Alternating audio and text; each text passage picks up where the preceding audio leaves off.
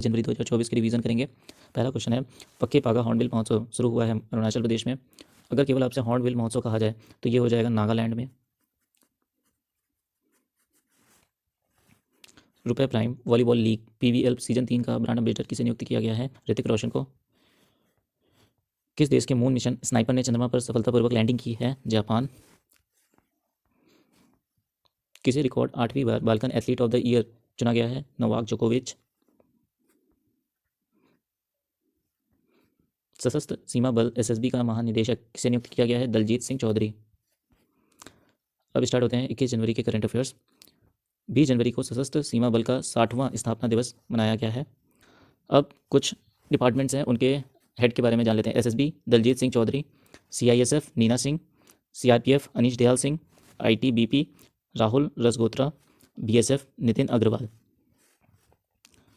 केंद्रीय आयुष मंत्री सर्बानंद सोनोवाल ने भुवनेश्वर में आयुष दीक्षा की आधारशिला रखी है।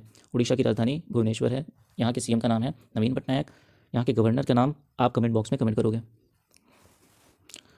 बांग्लादेश के विदेश मंत्री डॉक्टर हसन महमूद 7 फरवरी को भारत की आधिकारिक यात्रा पर आएंगे। बांग्लादेश की नई पीएम का नाम क्या है? शेख हसीना।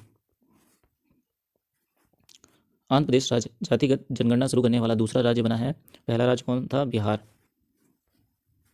20 जनवरी को पेंगुइन जागरूकता दिवस मनाया गया है।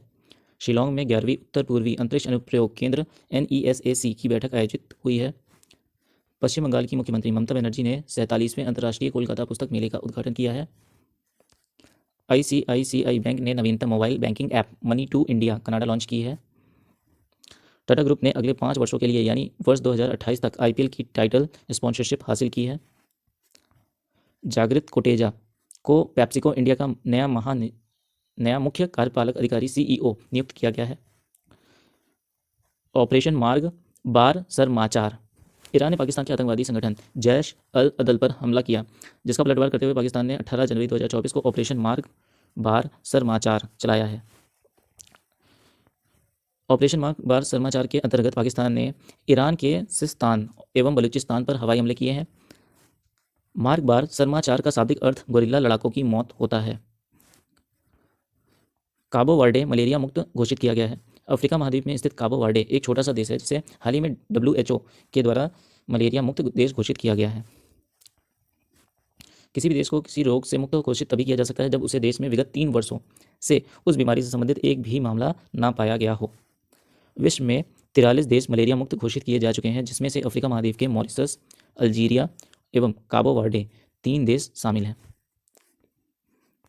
विरासत गलियारा जगन्नाथ मंदिर पुरी उड़ीसा में है। उड़ीसा के मुख्यमंत्री नवीन पटनायक जी ने श्री जगन्नाथ परिक्रमा प्रकल्प के अंतर्गत जगन्नाथ मंदिर के चारों तरफ एक विरासत गलियारा बनाए जाने की घोषणा की है। अब इसके बारे में थोड़ा जान लेते हैं। गंग वंश के राजा अंतवर्मन देव के द्वारा 12वीं शताब्दी में उड़ीसा के पुरी में जगन्नाथ मंदिर का निर्माण किया गया था। तो ये इंपॉर्टेंट बन जाएगा गंग वंश। और कौन है राजा? अंतर्वर्मन देव। और कब किया? 12वीं शताब्दी में। जगन्नाथ मंदिर को श्वेत पगोड़ा के नाम से भी जाना जाता है, ये भी इंपॉर्टेंट हो जाएगा। जगन्नाथ मंदिर 4 धाम यात्रा का एक हिस्सा है। सरयू नदी में अयोध्या के नए घाट से भारत की पहली सौर ऊर्जा संचालित नाव का शुभारंभ किया जाएगा। एक बार में इस नाव में 30 यात्री सफर कर सकते हैं। अब अयोध्या के बारे में कुछ जान लेते हैं। पहला सौर शहर अयोध्या बना है। और महर्षि वाल्मीकि अंतर्राष्ट्रीय हवाई अड्डा, जो कि अयोध्या एयरपोर्ट का नाम बदल करके रखा गया है। और अयोध्या में 22 जनवरी को श्री राम की प्राण प्रतिष्ठा कराई जाएगी। फीफा के अध्यक्ष जियानी इन्फैंटिनो को दुबई में स्पोर्ट्स पर्सनैलिटी अवार्ड से सम्मानित किया गया है। वैश्विक स्तर पर भारत की IT कंपनी TCS दूसरा सबसे मूल्यवान कंपनी बना है, जबकि पहले स्थान पर एसेंचर कंपनी रही है।